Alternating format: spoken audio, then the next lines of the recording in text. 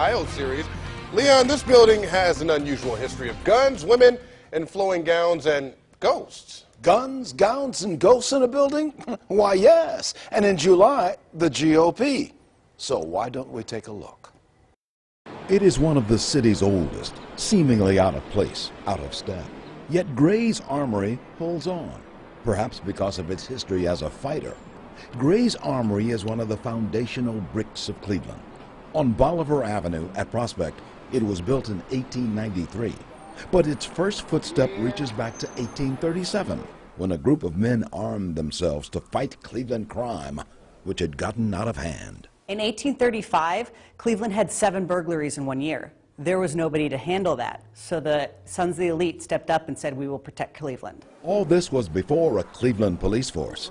Kristen Roediger is executive director of the Cleveland Gray's Armory Museum, which maintains its military feel. As a unit, the Grays still exists, but as a social group promoting its and U.S. military history. But in the early 19th century, following 2 wars against the British, there was fear of possibly a third, with the Canada-based British troops crossing Lake Erie for a Cleveland invasion. When there were no buildings around it, Gray's Armory was a watchtower of Lake Erie to see if the British were coming. They just wanted to be prepared. That if there was any retribution from England, that this building could stage a war out of it. There were no more wars with the British, of course.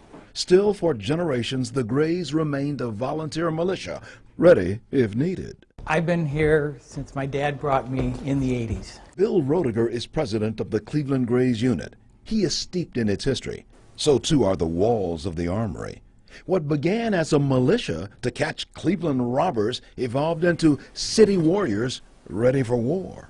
And then when Lincoln asked, the Cleveland Grays were the first ones to volunteer, and they were in the Battle of Manassas, Bull Run, depending on where you're from, the north or south. And they were the first ones on the battlefield, and they were the last ones off. Through World War I, the Grays remained a fighting force. The red, white, and blue of Grays of the past sometimes takes Gray's bloodline. Here are father and daughter, descendants of a Grays member. In 41, the Grays were still active as a militia. Oh, absolutely. Okay? So, but there was times when your dad was involved, your grandpa, my dad, from 1937. He was down at Fort Knox. That's your dad? That's my dad. 1837. The first Cleveland Grays put on their military uniforms. They were the militia. Well, the militia is now gone, but the Grays are still here, supporting U.S. military members in uniform today, and at the same time, supporting Cleveland history. We have an obligation to make sure that people don't forget. History abounds on the walls, but some contend mystery through the walls as well. There are reports of ghosts in the old castle. Some had told the staff of rooms where there was no one, but then someone or something materialized. He thought he had seen a figure down there while he was shutting off some power, turning off some lights.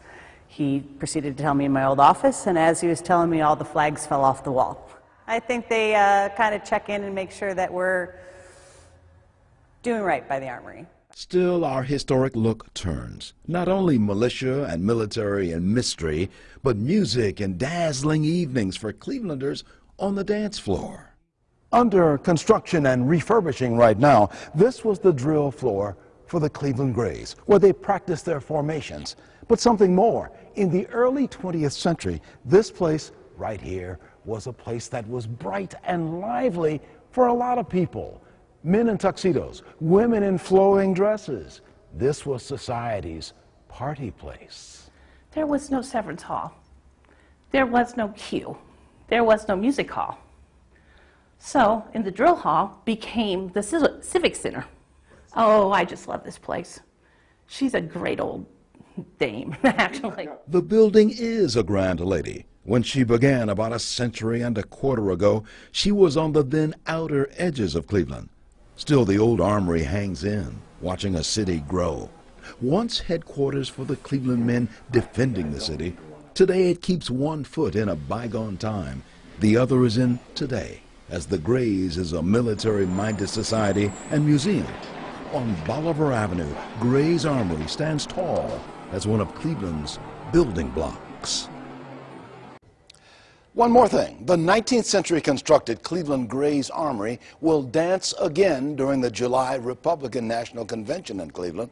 The old building will be a headquarters again, not for a military unit, but for some special events of the Cuyahoga County Republican Party. This is Leon Bibb reporting the old building still gets around. Fascinating.